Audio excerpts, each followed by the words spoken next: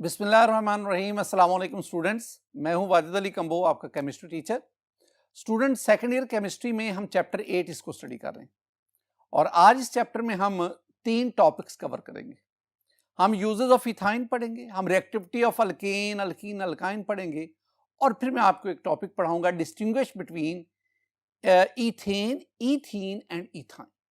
तो हम आगाज करते हैं यूजेस ऑफ इथाइन, जिसे हम एसिटाइलिन भी कहते हैं। माय डियर स्टूडेंट, हमारी टेक्स्ट बुक में जो एसिटाइलिन या इथाइन है, इसके 5 यूजेस डिस्कस किए गए। आइए हम इनको वन बाय वन देखते हैं। पहला जो इथाइन का यूज लिखा हुआ है ना, वो है कि ethyne is used in oxy acetylene torch which is in turn used for welding and cutting metals. ये बहुत इंपॉर्टेंट है। एसिटाइलिन, जिसे हम इथाइन कहते हैं, ये कहां इस्तेमाल हो रही है? ये ऑक्सी एसिटाइलिन टॉर्च में इस्तेमाल होती है। पहले मैं आपको एक बात बताता चलूं, माय डियर स्टूडेंट, अगर आप एसिटाइलिन को आप नॉर्मल एयर में बर्न करेंगे तो it gives us very smoky flame, very सूटी फ्लेम। लेकिन जैसे जैसे आप ऑक्सीजन की कंसंट्रेशन बढ़ाते जाएंगे, ये फ्लेम लेस स्मोकी होता जाएगा। अब ना, अगर आप इसको प्योर ऑक्सीजन प्रोवाइड करेंगे, यानी 99.5% ऑक्सीजन और एसिटाइलिन का मिक्सचर, अगर आप उसको हीट करेंगे तो आपके पास बहुत hot, very hot flame produce होता है। आमतौर पर हम कहते हैं कि इस फ्लेम का टेम्परेचर 3000 डिग्री सेंटीग्रेड है। लेकिन अगर आप ऑक्सीजन और एसिटाइलिन, इसकी जो अमाउंट है उसको करेक्ट प्रोपोर्शन में लें तो ये फ्लेम, इसका टेम्परेचर 3480 डिग्री सेंटीग्रेड तक भी बढ़ सकता है। और इतने ज्यादा टेम्परेचर पर ये जो ऑक्सी एसिटाइलिन टॉर्च या ऑक्सी एसिटाइलिन फ्रेम है, it is used for cutting of metals. जैसे आप देख सकते हैं, ये मेटल्स को बड़े नफीस तरीके से काटने के इस्तेमाल होता है और साथ ही साथ it is also used for welding of metals. एक और भी बात आप याद रखें स्टूडेंट, माजी में ना ये जो एसिटाइलिन फ्लेम है, it is used for lightning the houses, for lightning the cars, for lightning the bicycles. और एक और भी चीज है, ये जो माइनर्स हैं, जो माइनिंग में काम करने वाले जो लोग हैं, वो इस ऑक्सी एसिटाइलिन फ्लेम, इसकी मदद से वहां रोशनी, लेकिन इसका वहां पे इस्तेमाल जो है वो खतरनाक हो सकता है। बहरहाल मौजूदा दौर में ऑक्सी एसिटाइलिन फ्लेम बहुत ज्यादा टेम्परेचर की वजह से ये मेटल्स की कटिंग और मेटल्स की वेल्डिंग के लिए इस्तेमाल किया जाता है। Student, the second use of ethyne, that is it is used for preparation of alcohols, acetic acid and acetaldehyde. Ethyne से अल्कोहल कैसे बनता है? आप पहला काम क्या करेंगे, आप इथाइन को इथीन में कन्वर्ट करेंगे और फिर आप इथीन का सल्फ्यूरिक एसिड के साथ रिएक्शन करके और फिर वाटर के साथ उसको बॉयल करेंगे तो आपके पास अल्कोहल बनेगा। बिल्कुल इसी तरह अगर आप इससे एसिटल्डिहाइड बनाना चाहते हैं तो माय डियर स्टूडेंट, हमने पीछे रिएक्शन पढ़ा है कि जब आप इथाइन का वाटर के साथ रिएक्शन करवाएं in the presence of mercuric sulphate and sulphuric acid at 75 degree centigrade, we get the enol, vinyl alcohol, and that upon rearrangement give the acetaldehyde. तो ये जो है, ये ethyne, it is used for the preparation of alcohol, acetic acid and acetaldehyde. एक और बहुत important इसका use, my dear student, ethyne is used for the manufacture of polymers. कौन कौन से? PVC, polyvinyl chloride, PVA, polyvinyl acetate, polyvinyl ether, orlon, neoprene rubber. ये polymers हैं। इन पॉलीमर्स की मैन्युफैक्चरिंग में इथाइन इस्तेमाल होता है। अच्छा, कैसे? वन बाय वन देखें। पहले मैं ना पीवीसी, पॉलीविनाइल क्लोराइड की बात करता हूं। माय डियर स्टूडेंट, आपने ना इथाइन लेकर HCl से रिएक्शन करवाएं, आपके पास विनाइल क्लोराइड बनेगा। अब ये जो विनाइल क्लोराइड बना, इसकी पॉलीमराइजेशन करवाएं, आपके पास पीवीसी बनेगा, पॉलीविनाइल क्लोराइड बनेगा। बिल्कुल इसी तरह अगर आप पीवीए बनाना चाहते हैं, पॉलीविनाइल एसीटेट बनाना चाहते हैं, तो आप क्या करेंगे, आप पहले इथाइन को विनाइल एसीटेट में कन्वर्ट करेंगे और जब विनाइल एसीटेट में कन्वर्ट करेंगे फिर आप उस विनाइल एसीटेट की पॉलीमराइजेशन करवाएंगे, आपके पास पॉलीविनाइल एसीटेट हासिल होगा। बिल्कुल इसी तरह अगर आप पॉलीविनाइल ईथर बनाना चाहते हैं तो पहले आप इथाइन को विनाइल ईथर में कन्वर्ट करेंगे, उस विनाइल ईथर की पॉलीमराइजेशन से पॉलीविनाइल ईथर बनेगा। एक और इंपॉर्टेंट, और वो स्टूडेंट ये देखें, ऑरलॉन। ऑरलॉन इज वेरी इंपॉर्टेंट पॉलीमर। ये कैसे बनता है? आप ना इसके बनाने के लिए आप इथाइन का हाइड्रोजन साइनाइड के साथ रिएक्शन करवाएं। जब आप हाइड्रोजन साइनाइड के साथ रिएक्शन करवाएंगे तो आपके पास एक्राइलोनाइट्राइल बनेगा। उस एक्राइलोनाइट्राइल की पॉलीमराइजेशन करवाएं तो जो पॉलीमर बनेगा दैट इज कॉल्ड ऑरलॉन, हम उसे ऑरलॉन कहते हैं। बिल्कुल इसी तरह आप न्यूप्रीन रबर, ये भी हम पीछे पढ़ के हैं, अगर आप एसिटाइलिन इसको पास करवाएं acidic solution of cuprous chloride उसमें से, और आप उसको सेवरल आवर्स के लिए रूम टेम्परेचर पर स्टैंड करें, आपके पास विनाइल एसिटाइलिन बनेगा। माय डियर स्टूडेंट, आप इस विनाइल एसिटाइलिन का HCl से रिएक्शन करवाएं, आपके पास क्लोरोप्रीन बनेगा, और क्लोरोप्रीन की पॉलीमराइजेशन से you will get the neoprene rubber. This one is the synthetic rubber. यानी ये रिएक्शन जो है, जो मैं आप जिक्र कर रहा हूं, ये रिएक्शन भी पीछे हम पढ़ चुके हैं। तो तीसरे पॉइंट पे आए स्टूडेंट, चौथे पॉइंट पे आए, ethyne is used to prepare acetylene tetrachloride, tetrachloride, a solvent for varnishes, resins and rubber. पहले मैं बात करूंगा एसिटाइलिन टेट्राक्लोराइड। इसमें ना कुछ स्टूडेंट कंफ्यूज हो जाते हैं कि ये एसिटाइलिन टेट्राक्लोराइड क्या है। माय डियर स्टूडेंट, आप इथाइन लें जिसे हम एसिटाइलिन कह रहे हैं, आप इसका क्लोरीन से रिएक्शन करवाएं in the presence of CCl4, आपके पास ये 1,2-डाइक्लोरोईथीन बनेगा। अब आप इस 1,2-डाइक्लोरोईथीन इसकी फर्दर क्लोरीन से रिएक्शन करवाएं इन CCl4, आपके पास ये प्रोडक्ट बनेगा। इसका नाम क्या है? This one is 1,1,2,2 tetrachloroethane and this one is called acetylene tetrachloride। हम इसे क्या कहेंगे? Acetylene tetrachloride. और कि ये किसके लिए इस्तेमाल होता है? It is used as a solvent for varnishes, resins and rubber. ये उनके लिए ये एक एक्सीलेंट सॉल्वेंट के तौर पर इस्तेमाल होता है। माय डियर स्टूडेंट, हमारी टेक्स्ट बुक में जो लास्ट यूज लिखा हुआ है that is it is used for ripening of fruits. Very very important. यानी एसिटाइलिन जो है, इथाइन जो है, ये फ्रूट्स राइपनिंग में, फलों को पकाने में इस्तेमाल होता है। आम है, केला है, इस तरह पपीता है, इस तरह आपके पास अमरूद है। इन ये जो फ्रूट्स है और भी कई, इनकी राइपनिंग में जो इथाइन है, एसिटाइलिन है, वो इस्तेमाल होता है। आपने अक्सर देखा होगा कि ये जो आम की पेटियां है ना, इनमें आम रखते वक्त इनके दरमियान में कैल्शियम कार्बाइड थोड़ी सी मिकदार में रखा जाता है। थोड़ी सी मिकदार, यानी आम की पेटी में 1 से 2 वो छोटी छोटी पुड़िया जो है कैल्शियम कार्बाइड की रखी जाती है। वो जो कैल्शियम कार्बाइड है ना, वो मॉइस्चर अब्सॉर्ब करता है, दैट प्रोड्यूस द एसिटाइलिन। उस दौरान हीट भी प्रोड्यूस होती है। ये एसिटाइलिन कुछ एंजाइम्स क्रिएट करवाती है, कुछ हार्मोन्स क्रिएट करवाती है, और वो राइपनिंग में इस्तेमाल होते हैं। यानी इसका मतलब क्या हुआ कि calcium carbide that produces the ethyne, acetylene, and this acetylene helps for ripening of fruits. अब यहां पे एक प्रॉब्लम है, ये जो कैल्शियम कार्बाइड है ना, दिस वन इज कार्सिनोजन।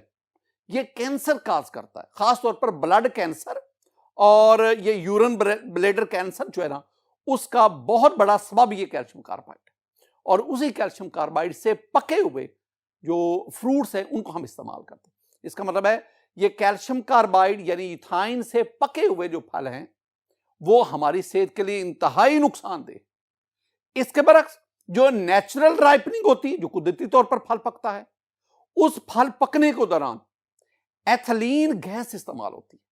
या तो आप एथिलीन आर्टिफिशियली प्रोवाइड कर दें, या जो प्लांट्स हैं जब फ्रूट पक रहा होता है ना, तो उस राइपनिंग के दौरान फ्रूट में से इथाइलिन गैस रिलीज होती है, या फ्रूट का वो हिस्सा जो इंजर्ड हो गया ना, वहां से भी इथाइलिन गैस जो है वो रिलीज होती है, और वो इथाइलिन गैस वो सर्टेन हार्मोन सिक्रीट करती है, और वो हार्मोन्स राइपनिंग ऑफ फ्रूट उसमें कारगर साबित होते हैं।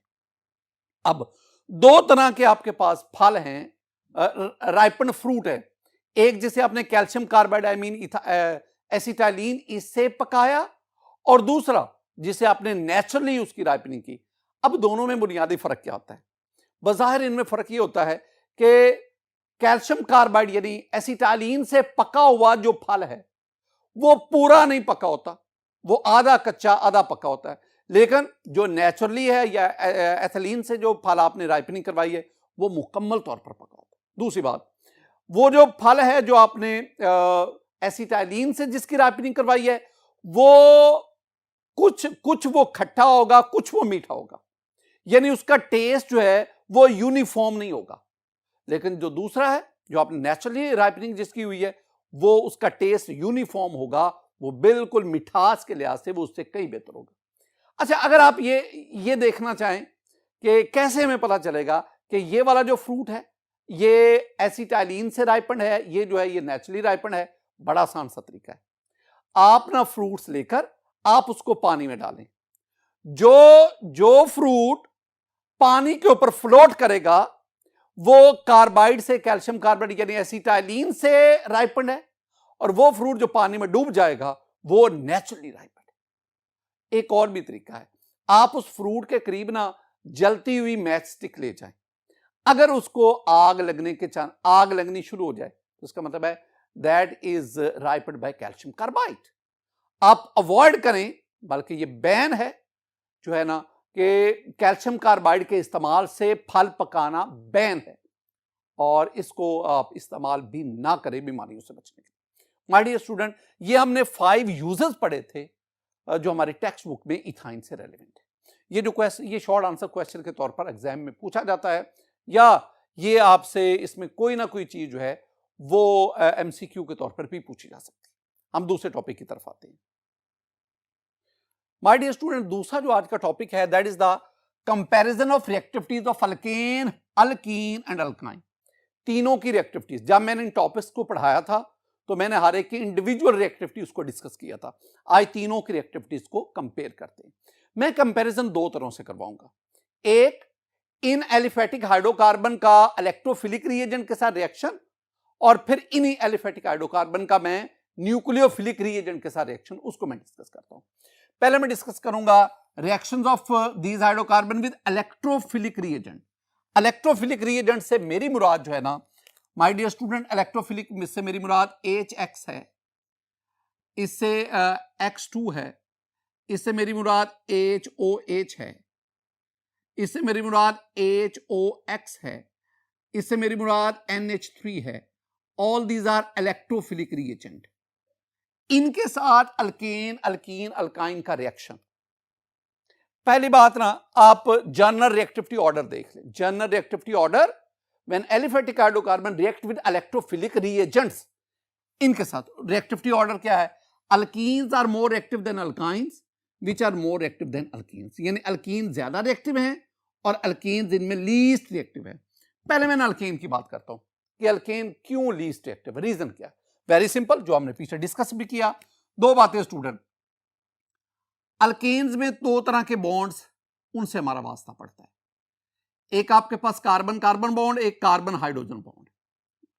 ये carbon carbon bond non polar, carbon hydrogen bond non polar. एक तो नॉन पोलर बॉन्ड्स, अगर बॉन्ड्स नॉन पोलर होगा रिएक्टिविटी कम होती है। दूसरा, ये सिंगल बॉन्ड, ये सिग्मा, ये single bond sigma, single bond sigma. इसका मतलब अल्केन में carbon carbon bond single, carbon hydrogen bond वो तो होता है सिंगल। इसका मतलब है this one is sigma bond, and you know sigma bond is very stable bond. My dear student, इन दो वजूहात की बिना पर alkenes are least reactive towards electrophilic reagent. मैं तो आपसे अक्सर कहता हूं कि ये जो अल्केन्स हैं ये ऑर्गेनिक केमिस्ट्री में सबसे कम रिएक्ट करने वाले कंपाउंड्स हैं, यानी लीस्ट रिएक्टिव ऑर्गेनिक कंपाउंड्स। अब आ जाएं नेक्स्ट पॉइंट, अल्कीन्स, अल्कीन सबसे ज्यादा रिएक्टिव क्यों है? दो बातें, यहां भी 2 पॉइंट्स आपको जेहन में बिठाने पड़ेंगे स्टूडेंट। पहला पॉइंट है कि अल्कीन्स में पाई बॉन्ड है and pi bond is a weak bond, ये हमें पता है। अल्कीन्स में कार्बन डबल बॉन्ड कार्बन, ये सिग्मा और ये क्या है pi bond, and pi bond is very weak. और किसी मॉलिक्यूल में किसी कंपाउंड में अगर बॉन्ड वीक होगा, आसानी से ब्रेक होगा, वो ज्यादा रिएक्टिव होता है।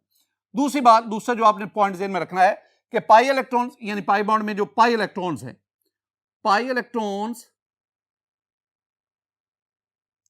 Are more exposed to an attack by electrophilic reagent। ये दो बातें आपने जेहन में रखनी। पाई बॉन्ड वीक है और ये जो पाई इलेक्ट्रॉन ये ज्यादा एक्सपोज है। एक्सपोज ज्यादा होने की वजह से जो इलेक्ट्रोफिलिक अटैक रिएजेंट अटैक्स पर आसानी से हो जाता है, और जितना इलेक्ट्रोफिलिक रिएजेंट का अटैक फास्ट होगा उतनी इसकी रिएक्टिविटी ज्यादा होगी। अब हम अल्काइन की तरफ आते हैं। अल्काइन में तो एक की बजाय 2 पाई बॉन्ड है, तो उसकी तो रिएक्टिविटी ज्यादा होनी चाहिए, हालांकि उसकी हमने कहा कम है। अल्कीन से अल्काइन कम रिएक्टिव है इलेक्ट्रोफिलिक रिएजेंट के लिहाज से। माय डियर स्टूडेंट, इसमें भी आपने 2 बातें जेहन में रखनी। पहला पॉइंट जो आपने जेहन में रखना है ना, वो बहुत सिंपल कि इसमें बॉन्ड डिस्टेंस की बात करें। Bond distance between carbon triple bond carbon is very short, बहुत कम है। अल्काइन में सी ट्रिपल बॉन्ड सी, ये सिग्मा, ये पाई, 2 इलेक्ट्रॉन सिग्मा के, 2 इलेक्ट्रॉन इस पाई के, 2 इलेक्ट्रॉन इस पाई के। इसका मतलब है दोनों कार्बन के दरमियान यहां पे 6 इलेक्ट्रॉन्स हैं, वेरी थिक इलेक्ट्रॉनिक क्लाउड, जिसकी वजह से दोनों न्यूक्लियाई एक दूसरे को अट्रैक्ट करते हैं और यूं कार्बन कार्बन बॉन्ड, ये जो ट्रिपल बॉन्ड लेंथ कम हो जाती है। मैंने पहले भी आपको बताया, दोबारा देख लें। सिंगल बॉन्ड कार्बन की बॉन्ड लेंथ 154 पिकोमीटर है। अगर डबल बॉन्ड आ जाए जैसे अल्कीन में हमने कहा, तो ये बॉन्ड लेंथ कम होकर 133 या 134 पिकोमीटर होगी। और अगर ये ट्रिपल बॉन्ड आ जाए जैसे हम अल्काइन में पढ़ते हैं, तो अब ये बॉन्ड लेंथ मजीद कम होकर 120 पिकोमीटर होगी। अब जितनी बॉन्ड लेंथ कम होती है, अगर आप अल्कीन अल्काइन की बात करें, अगर अल्काइन में बॉन्ड लेंथ कम हो गई तो पाई इलेक्ट्रॉन ये कम डिफ्यूज होगा, और लेस डिफ्यूज होने की वजह से इलेक्ट्रोफिलिक अटैक फास्ट नहीं होगा, और यूं इसकी रिएक्टिविटी क्या हो जाएगी, कम हो जाएगी। दूसरी बात जो आप जेहन में रखेंगे स्टूडेंट, वो आप क्या कहेंगे, आप कहेंगे जी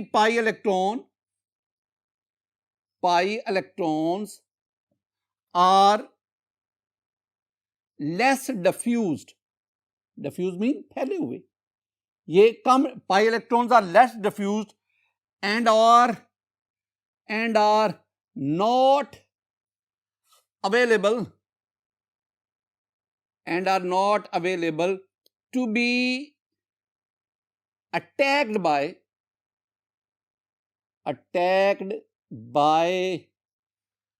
electrophilic reagent,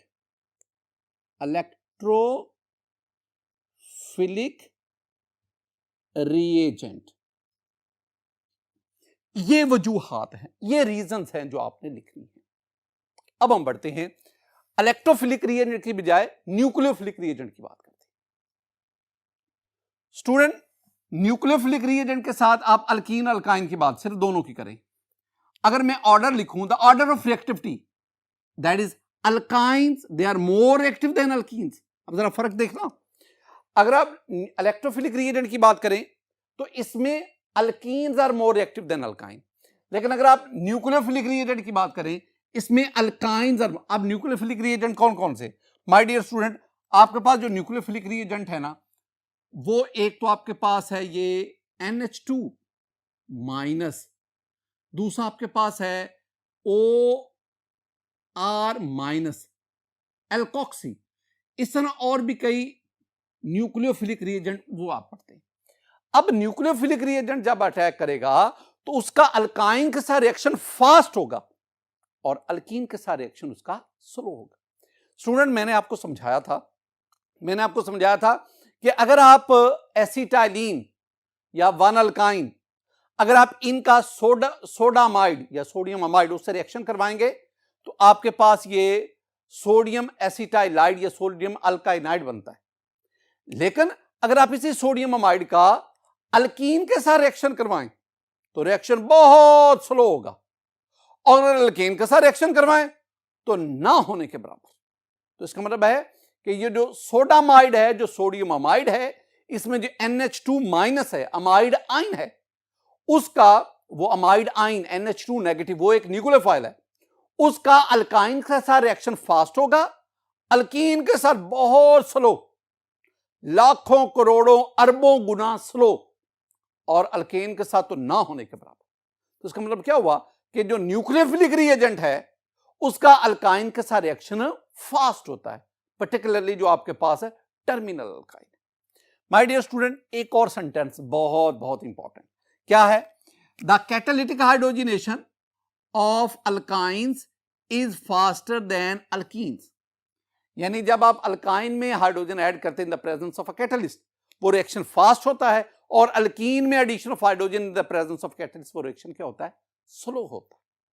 तो इन दो रिएक्शन में alkynes are faster than alkene, लेकिन इलेक्ट्रोफिलिक रिएजेंट में alkenes are more active than alkyne. Student, another very important topic, and that is distinguish between ethane, ethene and ethyne. जब भी डिस्टिंग्विश आता है ना, ये याद रखने वाली बात है स्टूडेंट, जब भी डिस्टिंग्विश आता है ना, उसका मतलब है कि आप इन तीनों केमिकल्स में, इन तीनों कंपाउंड्स में केमिकल टेस्ट के जरिए इनको डिफरेंशिएट करें। आप कोई ऐसा रिएक्शन उसकी मदद से इन तीनों को डिस्टिंग्विश करें जिस रिएक्शन के दौरान कोई फिजिकल चेंज आए। फिजिकल चेंज का मतलब है प्रेसिपिटेट बने, सॉल्यूशन का कलर चेंज हो जाए, कोई गैस इवॉल्व हो, कोई ना कोई फिजिकल चेंज, ऐसा केमिकल रिएक्शन जिसमें फिजिकल चेंज, उसकी मदद से आप इन तीनों को डिस्टिंग्विश करें। मैं स्टूडेंट ना, मैं कंबस्शन की मदद से, मैं ब्रोमीन के साथ रिएक्शन की मदद से, buyers reagent, tolerance reagent, ammonia कल क्यूपरस क्लोराइड सॉल्यूशन, ये 5 रिएजेंट, ये 5 केमिकल टेस्ट, इनकी मदद से मैं इन तीनों को डिस्टिंग्विश करता हूं।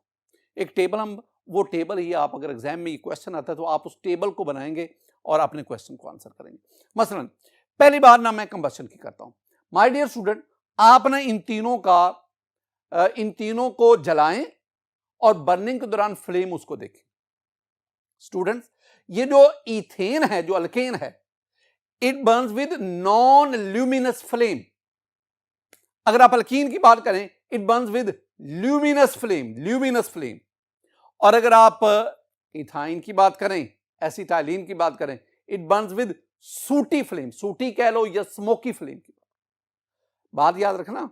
जब आप इथेन से इथीन, इथीन से इथाइन की तरफ बढ़ते हैं ना, तो परसेंटेज या कार्बन टू हाइड्रोजन रेशो बढ़ती है। कार्बन टू हाइड्रोजन रेशो बढ़ने की वजह से वो जो फ्लेम है वो ज्यादा सूटी होता जाता है। दूसरी बात, दूसरा जो टेस्ट है वो ब्रोमीन के साथ है। ब्रोमीन, ये जो ब्रोमीन का ये जो ऑरेंज कलर है, अगर आप इसमें से इथेन गैस पास करें, उसका ऑरेंज कलर वो डीकलराइज नहीं होगा, नो रिएक्शन विद इथेन। लेकिन अगर आप इथीन और इथाइन की बात करें, डबल बॉन्ड और ट्रिपल बॉन्ड अनसैचुरेटेड कंपाउंड की बात करें, तो unsaturated compound I mean ethene और इथाइन, वो ब्रोमीन वाटर के ऑरेंज कलर को डीकलराइज कर देते हैं। तीसरा जो टेस्ट आपके पास है वो बायर्स रिएजेंट के साथ, 1% cold alkaline KMnO4 solution is called Bayer's reagent. This one is pink in color. जब इस पिंकी सॉल्यूशन का इथेन के साथ रिएक्शन करवाते हैं, इसका कलर इंटैक्ट रहता है, डीकलराइज नहीं होता। इसका मतलब है कि ये बायर्स रिएजेंट ये रिएक्शन नहीं देता इथेन के साथ। लेकिन स्टूडेंट, अगर आप इसका इथीन और इथाइन के साथ रिएक्शन करवाएं, यानी अनसैचुरेटेड हाइड्रोकार्बन के साथ करवाएं, तो वो इसके पिंक कलर को डिस्चार्ज कर डीकलराइज कर देते। इसका मतलब है इथीन और इथाइन इसके साथ पॉजिटिव टेस्ट देते। अब ये जो मैंने 3 आपके साथ डिस्कशन की ना, इन 3 डिस्कशन में आपने सैचुरेटेड और अनसैचुरेटेड हाइड्रोकार्बन को डिस्टिंग्विश कर दिया।